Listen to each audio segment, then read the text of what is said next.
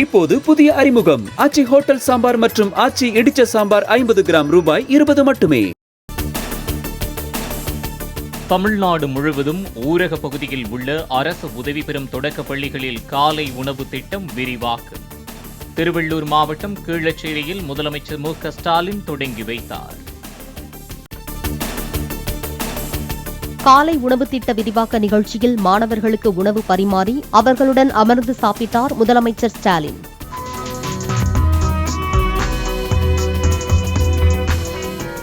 அருகில் அமர்ந்திருந்த மாணவிகளுக்கு காலை உணவை ஊட்டிவிட்டு அவர்களுடன் முதலமைச்சர் கலந்துரையாடல்.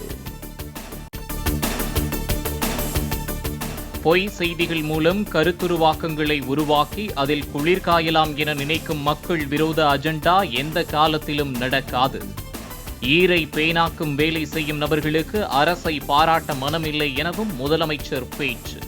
இல்லாத கற்பனை கதைகளுக்கு வடிவம் கொடுக்கிறதையும் ஈரை பேனாக்கும் வேலையை செய்பவர்களுக்கு நம்மை பாராட்டுவதற்கு மனமில்லை. அதை பற்றி நமக்கு கவலையும் இல்லை. மக்களவை தேர்தல் முடிவுகள் தொடர்பாக 5வது நாளாக அதிமுக பொதுச் செயலாளர் எடப்பாடி பழனிசாமி ஆலோசனை. நாகப்பட்டினம், மயிலாடுதுறை நாடாளுமன்ற தொகுதிகளைச் சேர்ந்த அதிமுக நிர்வாகிகள் பங்கேற்பு. ஆம்ஸ்ட்ராங் படுகொலை தொடர்பான நடவடிக்கை குறித்து தமிழக அரசிடம் மத்திய உள்துறை விளக்கம் கேட்டுள்ளதாக அண்ணாமலை தகவல். என்கவுண்டரில் கொல்லப்பட்ட திருவேங்கடத்தின் பின்னணியில் இருப்பவர்களை கண்டறியவும் வலியுறுத்தல். 2024 நடந்த நீட் தேர்வை எழுதிய தமிழக மாணவர்களில் 59 விழுக்காட்டினர் தேர்ச்சி பெற்றுள்ளதாக அண்ணாமலை தகவல்.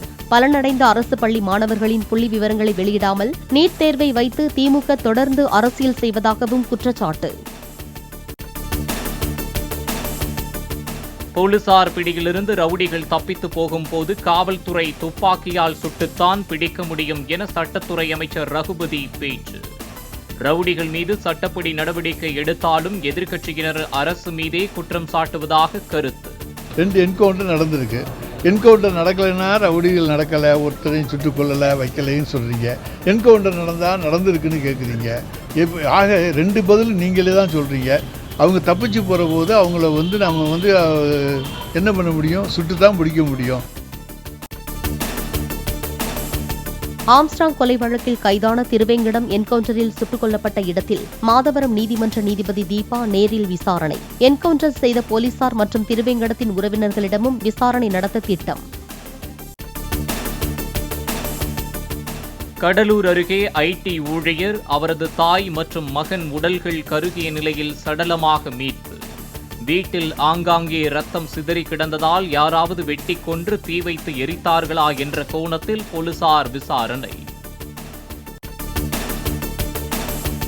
கடலூர் மாவட்டம் விருத்தாச்சலம் அருகே மோட்டார் சைக்கிளில் பயணம் செய்த 2 லாரி மோதி உயிரிழப்பு. விபத்து பகுதியில் குவிந்த கிராமத்தினர் மீது வேகமாக வந்த கார் மோதியதில் 17 பேர் காயம்.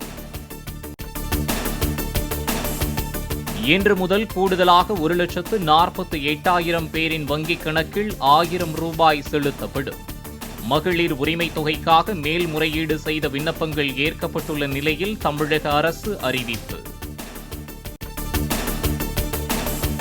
மேற்கு தொடர்ச்சி மலைப்பகுதிகளில் பெய்து வரும் கனமழை எதிரொலி. மெயின் அருவி, பழைய குற்றாலம் அருவி, 5 அருவிகளில் வெள்ளப்பெருக்கால் சுற்றுலா பயணிகள் நீராட தடை. மேற்கு திசை காற்றின் வேக மாறுபாடு காரணமாக இன்று 5 மாவட்டங்களில் ஓரிரு இடங்களில் கனமழை பெய்யக்கூடும். தமிழ்நாட்டின் ஒரு சில இடங்களில் இன்றும் நாளையும் இடி மின்னலுடன் மழை பெய்ய வாய்ப்பிருப்பதாக வானிலை ஆய்வு மையம் தகவல்.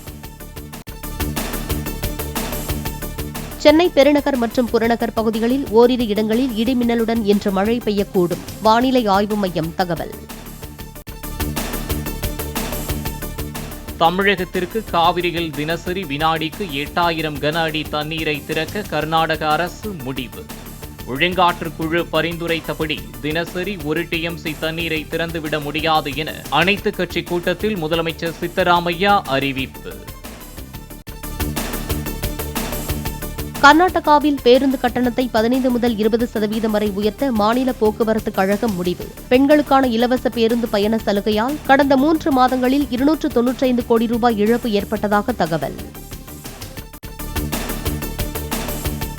பிரான்ஸ் தேசிய தினத்தை ஒட்டி புதுச்சேரியில் திறக்கப்பட்ட 60 அடி உயர உலக புகழ்பெற்ற ஈஃபில் கோபுர மாதிரி. ஈஃபில் கோபுர மாதிரியை பிரெஞ்சு துணை தூதர் திறந்து வைத்த நிலையில் ஏராளமானோர் கண்டு ரசிப்பு.